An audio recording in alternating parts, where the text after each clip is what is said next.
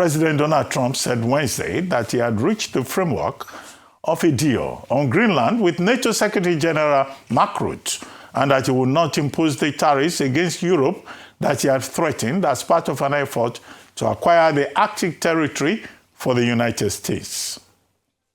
The announcement made on Trump's social media account was the latest twist in his effort to seize Greenland from Denmark, despite Danish and Greenlandic objections that the island is not for sale.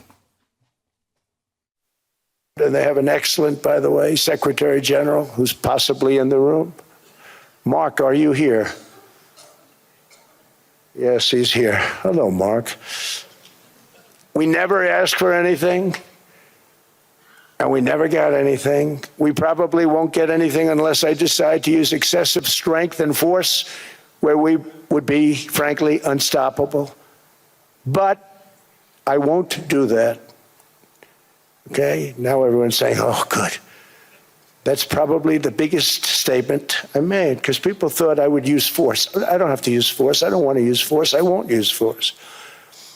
All the United States is asking for is a place called Greenland, where we already had it as a trustee, but respectfully returned it back to Denmark not long ago after we defeated the Germans, the Japanese, the Italians, and others in World War II. We gave it back to them.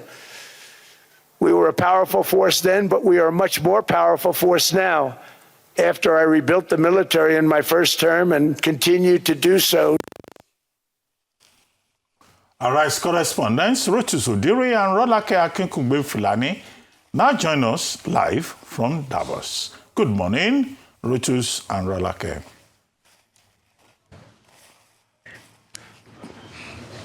Good morning, Dr. Abasi. Good morning to you all. Rufai, goodbye. All our viewers, good morning.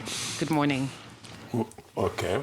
Now, Rotus. It's -6. Don't laugh. It's -6 degrees, okay? Stop laughing. Feels like -10. Don't worry, you've been coping very well. You've been coping very well. Sorry. Anyway, Rotus, what has been the reaction to the Greenland framework? And how did U.S. markets react to Trump's speech yesterday? U.S. markets seem to be doing well. EU markets seem to have gone very flat on the basis of investor sentiment about what is likely to come next.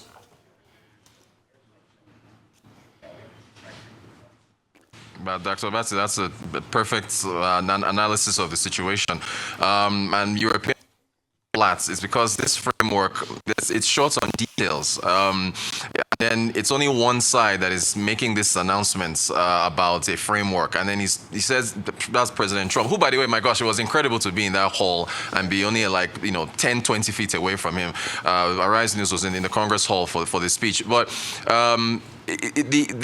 there's no details. He says the framework was made with Mark Rutte.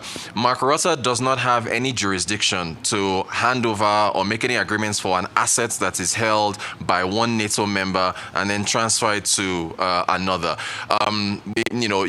Negotiations involve two sides. So the Greenland, Denmark have been adamant that there's not for sale. So how are you going to make an agreement with Rutte? On the markets, yes, the Russell 2000 was the leader, the small cap index, 2% growth there. Appreciation yesterday. Dow Jones 1.2, S&P 1.1, NASDAQ up as well. And there were two catalysts for that. First was of him saying that he's taking military action off the table. And then secondly was saying that he's not going to impose any more tariffs based on this agreement. But as I said yesterday, and I'm so glad I said this on record, the U.S. cannot use military action because the markets will crash. And he actually acknowledged the fact that markets dropped yesterday. And so as I said yesterday, it's the markets and the U.S. and the American people that can keep Donald Trump in check. All right. Okay. Thank you, Rotus. Rolake, there have been countless reaction clips to President Trump's Davos speech already, as you can imagine. But stepping back from the headlines and analyzing it as a full market signal, what did investors really hear? And what should they interpret this moment in terms of global trade, capital flows, and geopolitical risk?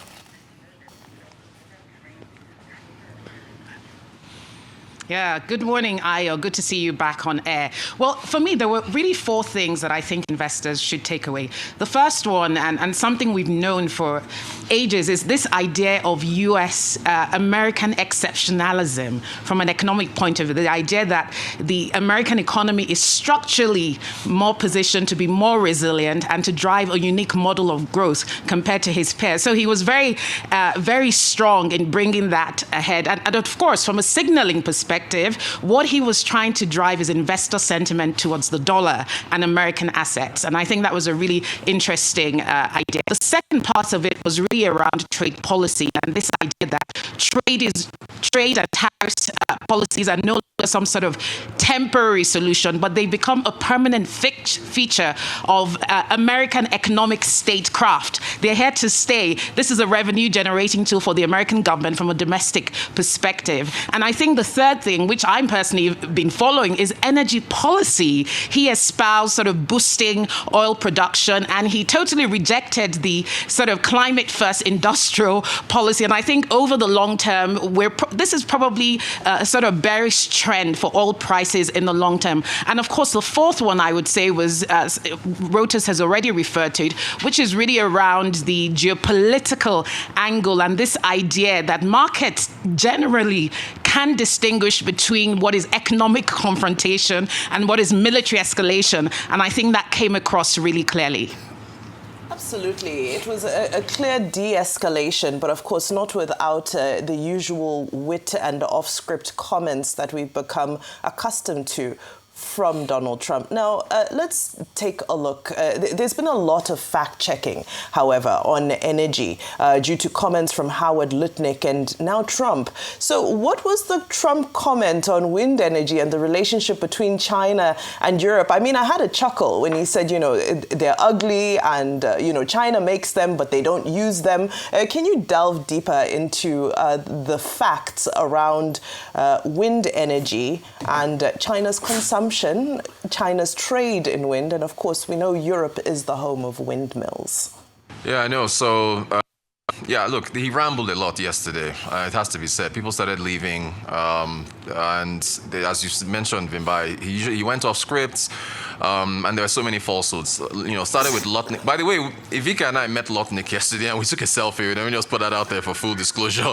But Lutnick's falsehood yesterday, or the day before, was that Europe doesn't make any batteries, and that they're going to essentially. And Vimbai, you talked about Europe's dependence on importing lithium from China, which is fine, but Europe makes its own batteries. Trump yesterday, because as everyone should remember, one of his golf courses in Scotland, he was denied approval to build one because it was near a windmill, and since then he's just hated them, and that's what's going on. So yesterday he said that, and he made a joke about it, and people laughed, and that was the few laughs he got in the room, that China, trying to downplay Europe's clean energy policies.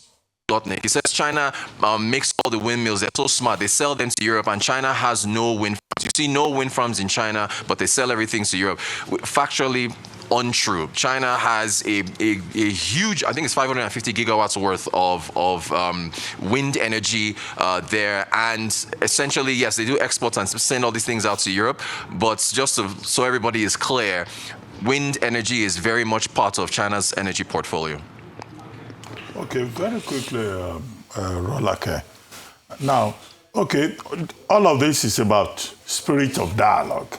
And I think that yesterday, President Trump, Daddy, as the NATO Secretary General calls him, you know, capitulated to the spirit of dialogue.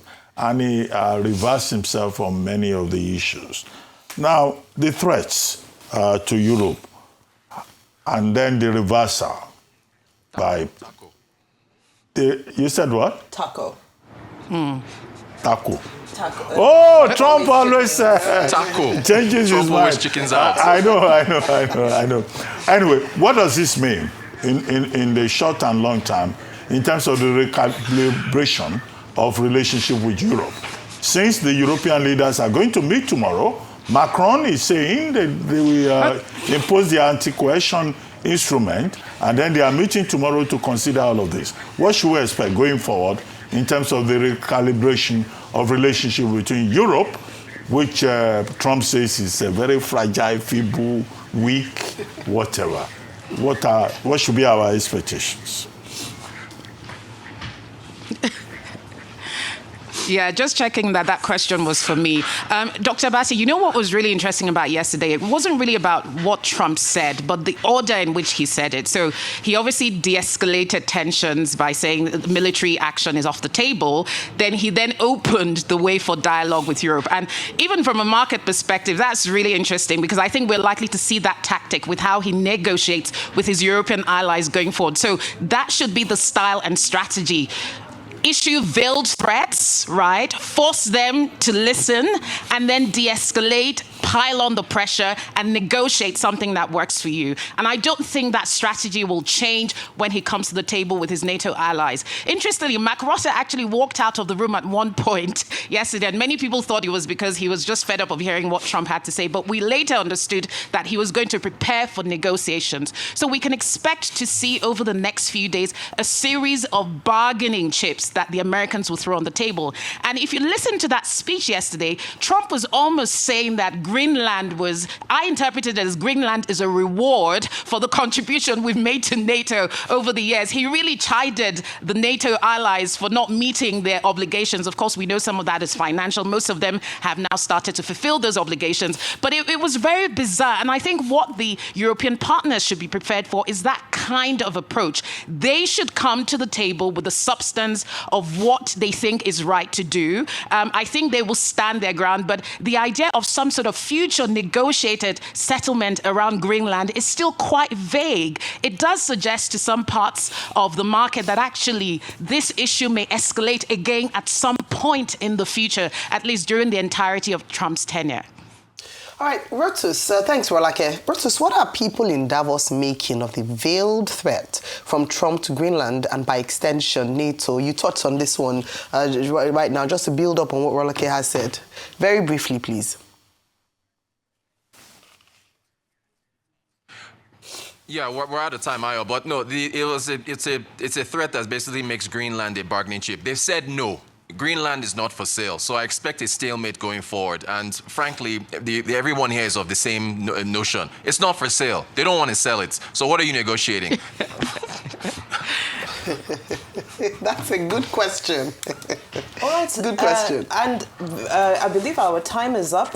Maybe in one sentence, Rolake, what will be the highlights from Nigeria's contribution, Nigeria's attendance and presence at Davos today? Just in one sentence, since our time is up. Okay, well, what I actually wanted to say was what the vice president said yesterday during the food security session. Senator Kashim Shettima said, look, Nigeria is a sleeping giant that has awoken, and agriculture will be what actually enables that sleeping giant to stay awake. He did say that the biggest thing they want to do in that space is make smallholder farmers investable. And of course, we also spoke to Dr. Nkosi Okonjo-Iweala, who said Nigeria has a real opportunity to become the global trade voice for Africa, given what is happening in global trade systems. So we expect to hear more of that today. Rotus will be speaking to the finance minister a bit later. And interestingly, we may be speaking to the Ghanaian president later at President John Mahama. But we'll bring you all the scoop as the day unfolds. Excellent. Thank you so much, Rotus, Rolake, and I believe Anieze is also in Davos for bringing us all the updates, highlights, entering rooms that we would have loved to, and so just being that presence and voice for us here on Arise News. But very importantly, I think the Nigeria House has done quite remarkably, having been open in Davos. So thank you so much for bringing us all the highlights. We look forward to more tomorrow.